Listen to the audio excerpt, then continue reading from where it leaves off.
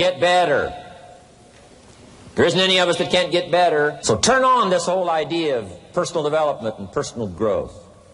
That was what my teacher shared with me that changed my life, starting a few steps from here at that convention. I'm telling you, for things to get better, you got to get better. Don't ask for it to change out there. Ask for you to change here. Don't ask for a more favorable wind. We call that naive. Don't ask for better seed, better soil. This is the only planet you got. Just ask that you can get wiser and stronger and better and be able to take care of your own responsibilities. Get better.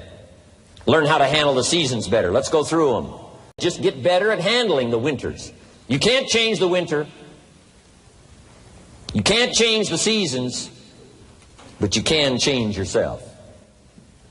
You say, well, what can I do about the upcoming winters of my life? The challenges that I know I'm going to face. Here's what you can do. You can get wiser and stronger and better. Just make a list of that trio of words. Wiser, stronger, and better. Go home smarter than you came. Go home with more ideas than you came with. Next, get stronger. You can develop the muscle. You can develop the courage muscle. You can develop the inspiration muscle. You can develop the dedication muscle. You can get stronger. There isn't anybody here that can't get stronger. Next time we see you, may not even recognize you. How strong you're going to be able to become in language, in style, in personality, the ability to cope, the ability to handle with anything that happens, no matter what happens. And the third one is get better. We can all get better. I've gotten better. First talk I gave, I stood up, my mind sat back down. But here's the secret to my success. I stood up and did it again. I stood up and I did it again. And I did it again, and I did it again all those many years ago. I did it when I was scared, and I did it when I didn't want to, and I did it when I was ill. And I did it when it didn't work well, and I did it when they didn't appreciate it, and I didn't a lot of times when I didn't know much what I was doing. I just did it anyway. And now all these years later, I'm asked to walk on this stage with the greatest introduction I've ever had, greatest response and welcome I've ever had, the greatest opportunity I've ever had to touch this many lives with a mixture of words and heart and soul. I got better. I got better day by day and week by week and month by month. And I'm asking you to do the same thing until you can develop a long arm and a long reach. Until you can develop influence that won't quit. Touch people next year you couldn't touch this year. Touch people now you couldn't touch before. Conduct a meeting now you couldn't conduct before. Heart and soul now mixed in there that wasn't there, missing before. I'm asking all of you to get better in spite of the winters, in spite of the downturn, the money downturn, the social downturn, the personal downturn, whatever it is. Just get stronger. Get better. The key is not to wish for a better winter. The key is to wish for more strength, more wisdom, more courage, get better, get wiser, get stronger. Here's number 2. Learn to take advantage of the spring. Spring means opportunity. And we've got a fresh spring going here. It's called a spring like no other. A spring, an opportunity like no other for you. But here's the clue. Spring is not a guarantee of a harvest in the fall and the autumn harvest time. Here's what you must learn to do. Underline the 2 words if you're taking notes. Take advantage. Take advantage of the spring. Don't just be faked out by the spring because the nice weather has come and looks like everything is going to be a lot better. The winter's finally passed. The spring is here. I'm telling you, that's not going to do it for you. Just because the spring is here, it's not going to do it for you. You got to seize it with your own 2 hands and take advantage. Read the books. Study the tapes. Go back through your notes. Get ready to cash in on the spring. And now there's a sense of urgency here. Here's why. Spring doesn't last that long. Let's take advantage of it. It's called take advantage of the spring. And there's also an urgency here. How many springs have you got in a lifetime? Not very many. Life is brief at the longest. The Beatles wrote, life is very short. And for John Lennon, it was extra short. For Michael Landon, it was extra short. But it is short. There's an urgency here. Don't waste your springs. Don't just let them pass, hoping the time will pass. Take advantage. Last year it was seize the moment. And I'm asking you now this season to seize the spring opportunity. You've got a new organization going, seize the spring. You've got a new distributor going, seize the spring. You've got a new life situation going, seize the spring. Take advantage of it. Don't let it pass without giving it the best of your two hands and your attention. Number 3, first, learn how to handle the winter. Second, take advantage of the spring. Number 3, in the summer, learn to nourish and protect. We've got some major challenges now come summertime. One is to nourish our values, take care of them, feed them. Don't let them go hungry. Don't let them go wanting in nourishment and care. And then here's something else we've got to do in the summer. Defend ourselves against the enemies. Summertime is a unique time. It's a time of opportunity. It's also a time of challenge. But whatever threatens you, I'm asking you to threaten it back. Take care of your responsibility, but don't take anything off of anybody. Somebody wants to destroy your chances for a good future by their negative talk, negative thinking, putting it all down. I'm telling you, walk away if you have to. Walk away. Whatever threatens you, threaten it back. Whatever threatens your opportunity, threaten it back. Now, some of our enemies are on the outside, but here's the most important thing to understand. Some of our enemies are on the inside. Let me give you a quick list. Indifference. You got to do battle with your own indifference. Boy, it's easy to coast, especially if you've accomplished something, extraordinary. Now, somebody says, I got to relax. Here's the key. Not too long. The weeds will take all you plant if you rest too long. Don't rest too long. Indecision. You got to make those decisions. The ones that don't turn out to be good gives you experience to make better decisions. Don't let much time go by without making some decisions. The ones that you can make quickly, make them quickly. The ones that take time, take your time. But get those decisions made. Don't let indecision be an enemy, rob you of the future, empty your bank account, leave you with zero in the purse. Don't let that happen. The next one is doubt. Sure, there's doubts on the outside. People doubt that America's going to make it. People doubt that Europe's going to make it. People doubt that Russia's going to make it, that Poland's going to make it, that Czechoslovakia's going to make it. They doubt the whole world is going to make it. But I'm asking you not to pick up all those doubts. I'm asking you to have some faith, have some courage, believe, drive your doubts into a small corner. Don't let them loose like a mad dog, drive you into a small corner. Don't doubt the future. Don't doubt the possibilities. Don't doubt the extraordinary gifts that your distributors bring to your organization. Don't doubt that. And here's the most important one of all. Don't doubt yourself. If I've got miracle working power to change my life, so do you. If I've got the ability to change, so do you. If I've got the ability to read, so do you. If I can discover, so can you. If I can grow, you can grow. If I can develop, you can develop. If I can get an invitation like I got 6 years ago, help take something around the world, so can you. If I can stand on this platform, Idaho farm boy raised in obscurity, so can you. If the millionaire team can do it, president's team can do it, walk off with the diamonds, the trophies, so can you. I'm asking you, don't sell yourself short. We haven't sold you short. That's why Mark, Larry, and Dr. Katzler and I have decided to invest a big share of our life these 4 days in being with all of you. If we didn't think you were worth it, we wouldn't have showed up. We don't need to conduct another meeting. We don't need to walk on another stage. We don't need to get up early like we get up. Don't need it. Except for the challenge and the opportunity to invest in this many people's lives who wouldn't get up early. To have a chance to work miracles and invest in this many people's lives and help turn the world upside down for better nutrition called Herbalife. To a lot of people, ambition is kind of a mystery. The dictionary says it's an eager desire for distinction, power, or fame. But what does that really mean? Well, let's start with the word eager. All by itself, eager is kind of exciting. Kids are eager for their birthday parties. They expect to be the center of attention, get lots of presents, eat too much.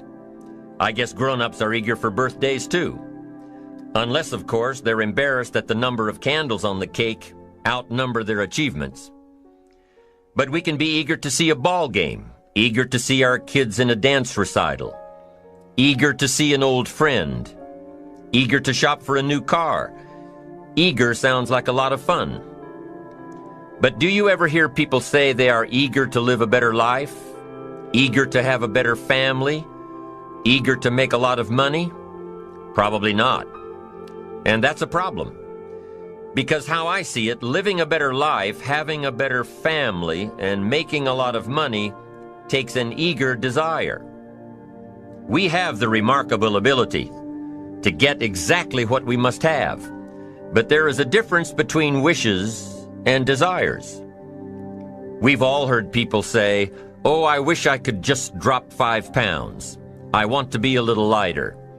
And we've probably said it ourselves, especially after a big holiday dinner of turkey and homemade pie and every other thing we can possibly stuff ourselves with in one 8-hour period of time. And even though we may wish we could breathe a little easier in our clothing, we have to have the desire to exercise a little more and eat a little less. The "I wish I could lose weight" has to become, "I have the eager desire to lose weight."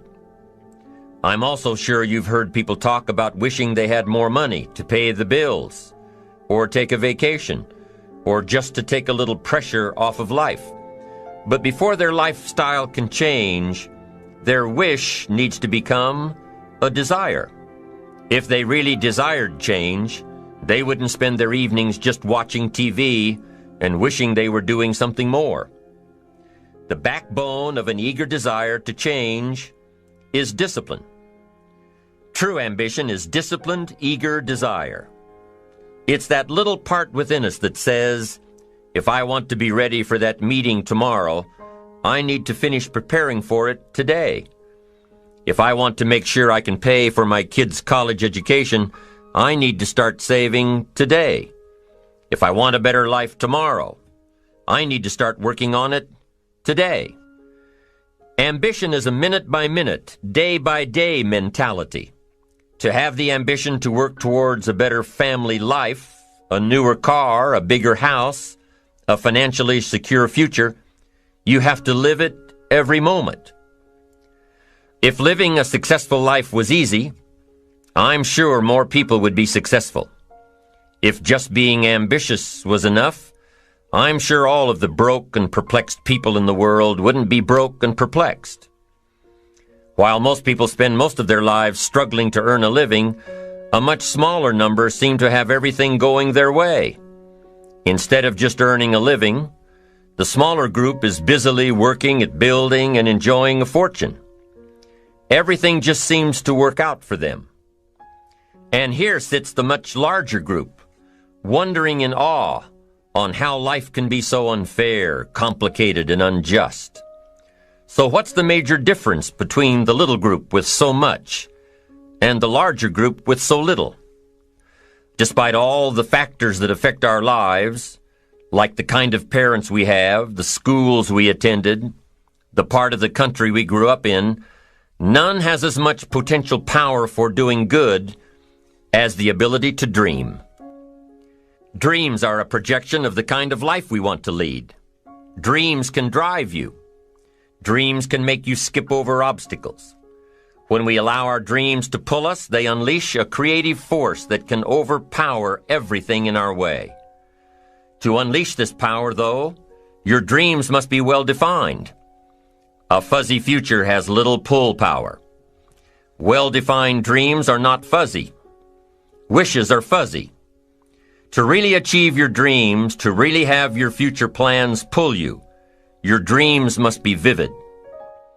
One of the issues Mr. James dealt with in his lifetime was, what does it mean to be a success, a significant person? After years of pondering this question, William James described success as a combination of two things. Number one, an inner ideal which is followed persistently with courage.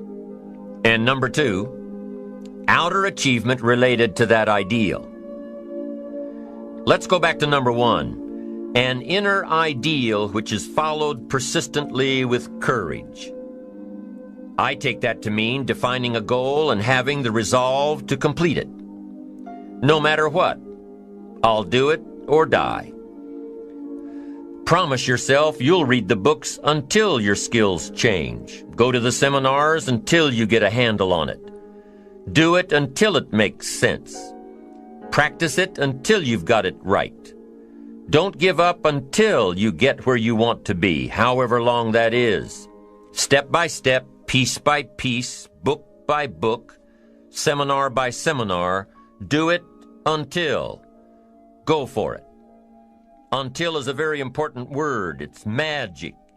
It means that you'll never give up. Don't miss the chance to grow, to pay the price. Until you learn, change, grow. You'll discover some of life's great treasures when you pay that price. William James' second part to success dealt with the outer achievement related to that ideal. You need both aspects to really be a success. But what Dr. James realized about his philosophy of success was that the first part is indeed more important than the second. Going for it. As long as you're working toward your inner goal, your dream, then success is possible. But once you give up your inner vision, then you can never become successful. You never will become successful. Until doesn't even matter. Now, maybe the person who's been working on a project for 10 years can be successful in his own right, if he's honestly working toward it, doing everything to make himself worthy of reaching the dream, really happy with where he is, doing it until. Then maybe he is a success. It's a personal thing, going for it one step at a time. Going for small accomplishments along the way for however long it takes. So let's think about this for a moment. What outside evidence or results or proof can be seen when you accomplish your goals one step at a time? You'll start to see things change around you, little things, not major things, but little everyday things, things you may not even notice unless you are paying attention. If you're one of those who'd rather stay up late and get up late, only to discover that your workplace doesn't fit your schedule, and you roll out of bed cursing the alarm clock every morning, maybe you could start with the little change of going to bed half an hour earlier than normal.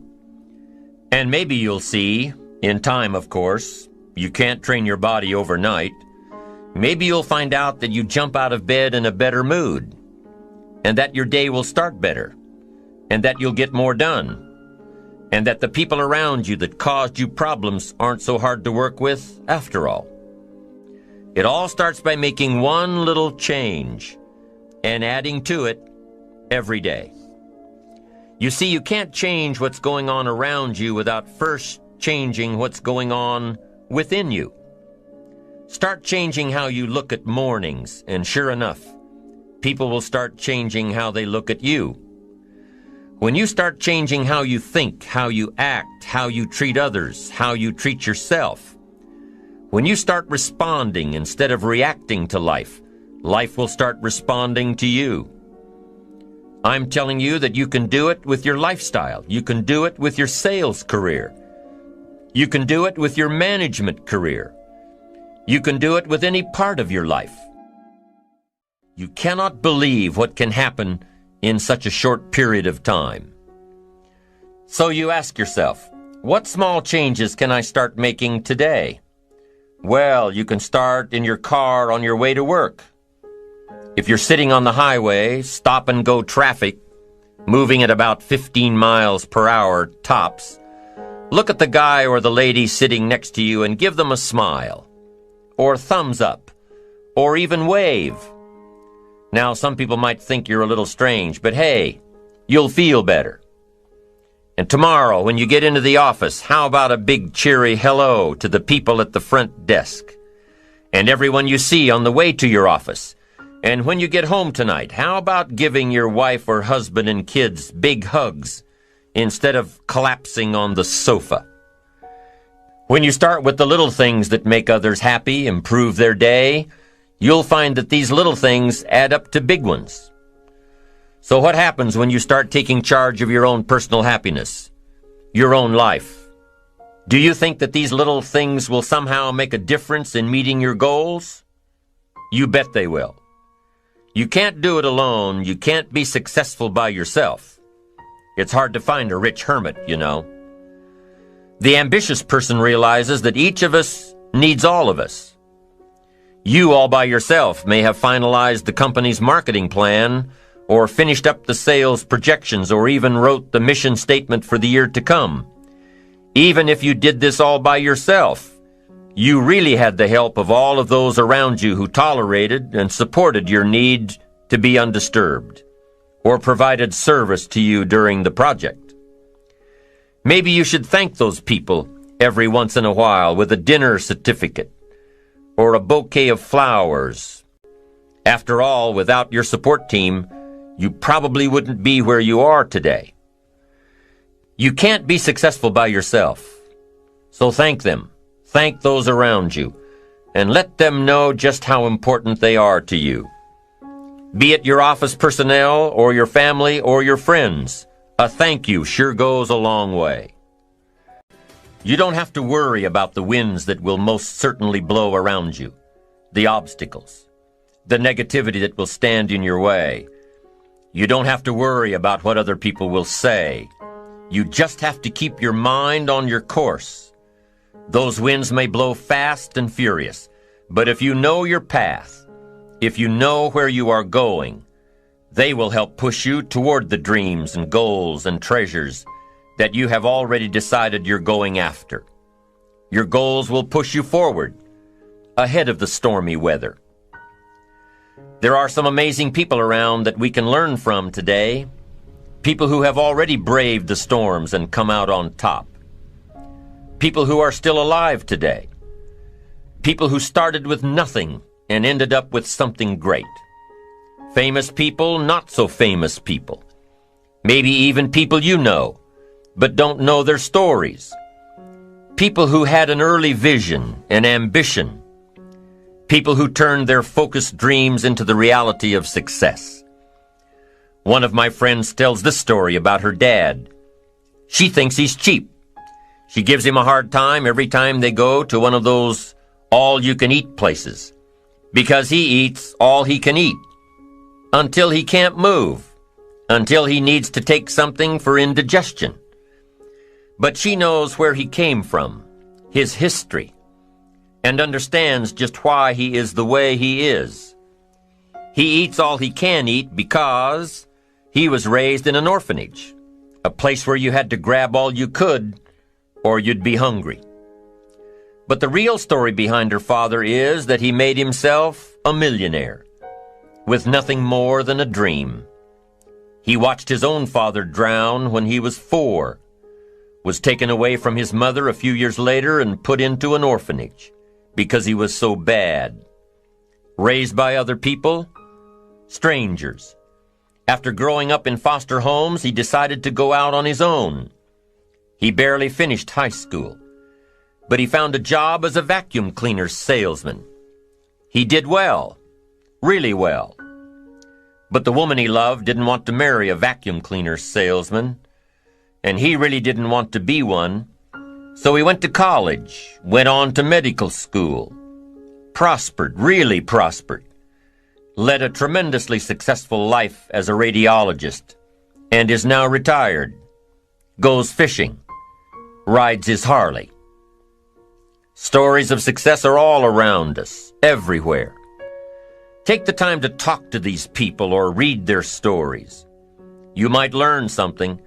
You might find out that they have already traveled the path you are now on. Many of these people have written books on their journeys. These books tell the stories and give the secrets that we can all learn from. Let's say you decided to take a trip, just a short one, maybe for a weekend. Let's say you want to go away to a place you've never been before. Wouldn't you want to find someone who had been there? Ask them a few questions? What's the best way to get there? The safest route? The quickest route? What do I need to bring to be totally prepared? What fun things should I look for on the way? What dangers do I need to avoid? By talking with someone who has already been there, it'll make your trip that much more enjoyable. It's the same thing with life. By listening to those who are farther along in the journey you are interested in taking, and learning from their successes and failures, you just might pick up something that will make your journey that much better. Listening to the stories of others can be motivating, captivating. They can provide that extra push you've been looking for. They can demonstrate what the power of ambition is truly all about. They've been there. Their knowledge is valuable. And when you use that knowledge and motivation to take action, you'll gain momentum. Eventually, you will find that the key to motivation, true motivation, is right there inside you. You won't have to look elsewhere to get pumped up, turned on, charged up. With the right knowledge behind you, you will learn how to motivate yourself. With the right knowledge, you will find yourself becoming inspired on your own. And in order to move forward, you must be motivated, inspired, ambitious. You must have dreams and goals that create ambition, good ambition, positive ambition. Now, ambition does not mean being greedy. It does not mean being selfish. It does not mean getting ahead at the expense of others. Ambition is not greed. Ambition is not avarice, an all-consuming desire for wealth. Ambition is not hoping you can win at the expense of others. Do you suppose Judas was ambitious? He ended up with 30 pieces of silver, a fortune in those days. Was Judas successful because he had all that money? No, Judas sold out. Was Judas happy when it was all over with? No. The money didn't make him happy. What he did to get the money certainly didn't make him happy. What Judas became in the pursuit of his fortune caused him to end his own life. What drove him was not ambition. Ambition is not greed. Ambition is an eager desire to achieve, an eager desire to get ahead in life, to do more for your family, to prosper in health, wealth, and relationships. Now, desire does not always translate into ambition. Desire is what you want for yourself. A bigger house, a better car, a fatter bank account, a better life. I desire to have these things. Ambition is how you get there. Desire is sometimes healthy. Desire is sometimes unhealthy. Desire might say, I want the tallest building in town. The destructive side of desire might urge you to tear all of the other buildings down. I guess that's one way to do it. You might get away with tearing down the first one and maybe the second one. But in your desire to tear them all down, sooner or later, some guy is going to be standing out in front of his building saying, I'm on to you. Get out of here. And pretty soon you're no longer known as a builder. You're known as a destroyer. Now, the second way to have the tallest building in town is to see it, dream it, and plan it, and put your team on it, work on it. Go through all of the steps to get there. Do it right. Have the ambition to be the owner of the tallest building in town, and go through all of the right steps to get there. If you really want it, and have the skills to do it, and the patience to weather all of the storms, your ambition will lead you there. We get paid for bringing value to the marketplace. Now, it takes time to bring value to the marketplace. However, we do not get paid for time, so we cross that out. Mistakenly, the man says, I'm making about $20 for an hour. Not true. If that was true, you could just stay home, right, and have him send your money. So that's not true. We don't get paid for time. We get paid for value brought to the marketplace. Now, since that's true, here's one of the key questions of my talk to you today. Is it possible to become twice as valuable to the marketplace and make twice as much money in the same time? Is that possible? The answer is yes. Could you become 3 times as valuable as you might be right now to the marketplace and make 3 times as much money? in the same time? And the answer is yes. 5 times, 10 times? Of course. America is unique. It's a ladder to climb. It starts down here, let's say, at $5 an hour, and it keeps going up. Top income last year, $80 million. The guy who runs Coca-Cola. Now, that's a heck of a ladder. That's why everybody wants to come here, right? The boat people are not headed for Vietnam. People haven't plotted and schemed for 50 years saying if I could just get to Poland, everything would be okay. Not true. Everybody wants to come to America. And the reason is because we've got the best wind ever blowing in our favor. We've got the best economic opportunity anybody's had in 6,500 years. And all you have to do is understand it and take advantage of it. Now, there's some key questions to ask here. Why would the marketplace pay someone only $5 an hour? Very simple answer. They're not very valuable to the marketplace. Now, we must underline to the marketplace. This person might be a very valuable brother, yes. Member of the family, valuable, yes. Valuable member of the church, of course. Valuable citizen of the country, yes. Valuable in the sight of God, no doubt. We're all of equal value in the sight of God. But if you're not very valuable to the marketplace, you don't get much money. You say, well, it shouldn't be that way. Well, then you got to start your own country. You know, this one's been in process for 200 years, and this is the best we've been able to come up with so far. But here's the key. You don't have to stay here. Now, there was a big debate in Congress last year that this $5 was not enough, should be 6, should be 6, should be 6. But we don't need legislation. 6 is already on this ladder. The next step up. You know, if you work for McDonald's, they'll pay you $5 an hour to take out the trash. If you whistle while you take out the trash, they'll pay you $6 an hour. So we don't need that legislation. You just need to take lessons on how to whistle. Have a good attitude. Now, as you begin to climb this ladder, why would the marketplace pay some people $50 an hour? Answer, evidently, they must be more valuable to the marketplace. 10 times more valuable. And is that possible for someone to be 10 times more valuable and earn $50 an hour instead of 5? And the answer is yes. That's what America is all about. Now, why would the marketplace pay some people $500 an hour? Evidently, this person must be much more valuable to the marketplace. That's what's important to understand, to the marketplace.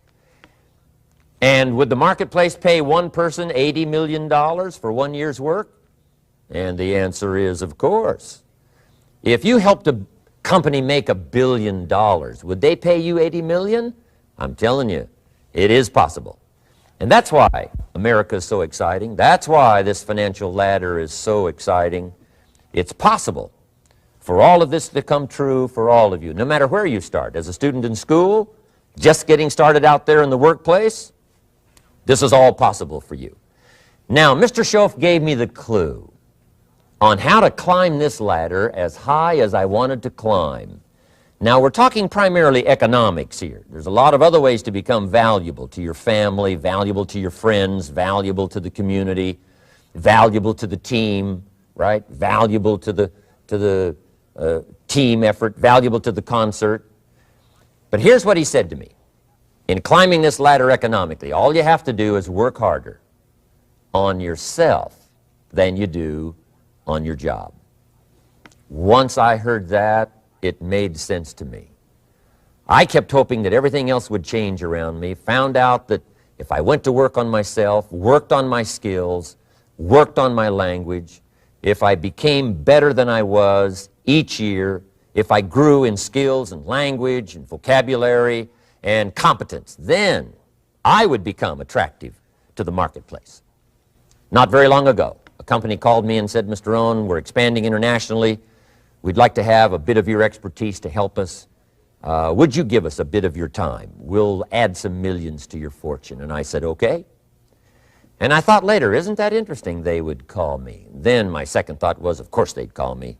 Who else would they call? I can get the job done. Now, what a contrast for me, farm boy from Idaho, raised in obscurity, parents of modest means, broke when I was 25. How come I would get a telephone call and someone offer me a lot of money to help them in expanding around the world? Simple answer, evidently. Something happened to me between age 25 and where I am today. And I can tell you where it all started. From my teacher, Mr. Schoaf, who said to me, we don't have to change what's going on out there. That's the wind that's blowing. All we have to do is change what's going on in here. And now there's several ways to do that on personal development. And let me give you those ways. Here's the first one. We must learn from personal experience. Pretty simple. Learn from what happens to you. Take a look back over the last few months. Did you make some mistakes? How could you correct those for the future? Take a look back over the last year. Have you done it right or done it wrong? Let's correct it for the next year. Learn from your personal experience. Mr. Schoaf asked me when I first met him, he said, Mr. Rohn, how are you doing? You've been out there now 6 years. And I said, I'm not doing very well. He said, I suggest you not do that anymore. What a simple, swift analysis to my situation. He said, if you keep doing it, the next 6 years will be like the last 6. You don't want that to happen. Let's make the changes. So learn from your personal experience. Now here's number 2, why I came to share this video experience with you today. And that, I call it OPE, other people's experiences. That's me, other people. That's your teacher, other people. That's your friends and colleagues, other people. The people you meet that can pass along to you their experiences, what's happened to them, the mistakes they made, how they corrected them, how they changed their health and changed their bank account and changed their income and changed their future. That's it, other people. Now there's 2 kinds of people to learn from. One is failures. It's too bad failures don't give seminars, right? That would be valuable. Bring your notebook. Have them tell you how they lost it all and threw it all away, threw their health away and threw their friendships away and things didn't work out well. That would be valuable. But now then we must also learn from positive, people that have done well. They've got the health, and so we ask them, how did you become so healthy? They've got the skills, so we ask them, how did you become this skillful? They've got the income, so we ask them, how did you get here in such a short period of time? So now here's what's important in personal development. In learning from other people, we learn, number 1, by observation. We learn what we see. We watch people that are successful in what they do. In sports, we watch their disciplines. In business, we watch their disciplines. By observation, what we can see. The reason I created this video is something that you could see someone's experiences translated for you. Second, we learn by what we hear. I've got some of my lectures on cassette tapes, so you can take them with you wherever you go and learn by listening. Turn your car into a mobile classroom and listen. And then listen to the sermon on Sunday morning. Listen to the lectures. Listen to the teacher. Listen to someone who's got something good to say. And then number 3 is vitally important on personal development, and that is read all the books you can possibly read in your lifetime. Mr. Schoaf got me started on my library. I've got one of the better libraries. Haven't read everything in it, but I feel smarter just walking in it, my library. At least I was smart enough to buy it. Now I got to be smart enough to read it. And then, of course, I got to be smart enough to decide what's valuable and then do it. But this one is very important. Become a good reader. Some books that helped change my life. Mr. Schoaf recommended, of course, the Bible. And my parents made sure I was a pretty good scholar by the time I was 18. That's been so beneficial for me, drawing from those illustrations, reading about those stories, people who made it and people who didn't make it, and what the difference was. And then other books that helped to really change my life. One called Think and Grow Rich by Napoleon Hill. And then a book that helped me become financially independent by the time I was 31. And that book is called The Richest Man in Babylon by George Clason. And I'm going to share a little bit of that book with you when I get to financial independence today, our 3rd subject. But I started reading the books, attending the classes, making sure that I got in front of people that had something good to say. And then I started keeping a journal. One of the major things my teacher taught me was to keep a journal. He said, don't trust your memory. If you hear something good, just make a little note and write it down.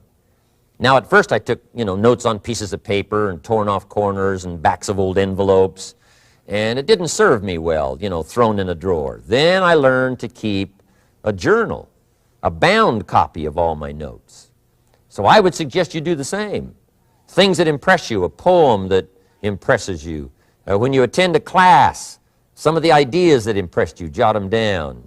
You read something in a magazine, right? Some ideas. Take those out, put them in your journal. Keep a good journal the rest of your life. This will serve you well. My journals make up a significant portion of my own library. And if you saw my library and saw my journals, I tell you what you'd have to say. This is the library, and these are the journals of a very serious student. No wonder Mr. Rohn is invited to lecture and speak on his experiences around the world. So I want the same thing to happen to you. Value captured that you can resort to later, go back over it and review it, and let it become valuable to you. So that's my first subject, personal development. Work harder on yourself than you do on your job. Develop the skills, learn the lessons, take the classes, absorb all that is being taught to you these days. And then later on, of course, you can sort it out, what's valuable to you and how to refine it for your business and for your life and for your future. But the main thing is to get it and start this process of personal change, personal development. And let me say it one more time. If you will change, everything will change for you. You'll never be the same. You'll keep growing. As you look back on a few months, look back on a few years, you won't believe the progress you can make. Economically, your relationship with your family, your friends, and whether you're in sports or economics or whatever, I'm telling you, that whole process of committing yourself for personal change, personal value, can really make your life unique and worthwhile.